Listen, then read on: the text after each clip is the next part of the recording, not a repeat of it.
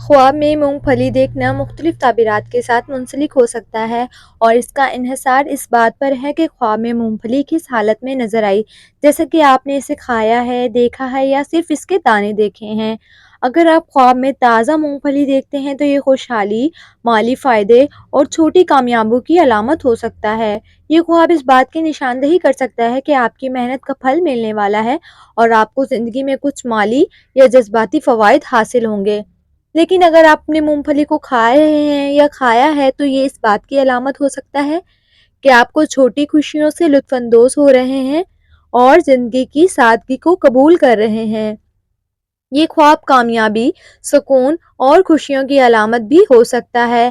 لیکن اگر آپ نے خواب میں چھلی ہوئی مونگ پھلی دیکھی ہے تو یہ اس بات کی نشاندہی کر سکتا ہے کہ آپ کو اپنی محنت کا صلہ جلد ملنے والا ہے اور آپ کے لیے نئے مواقع کے دروازے کھل سکتے ہیں۔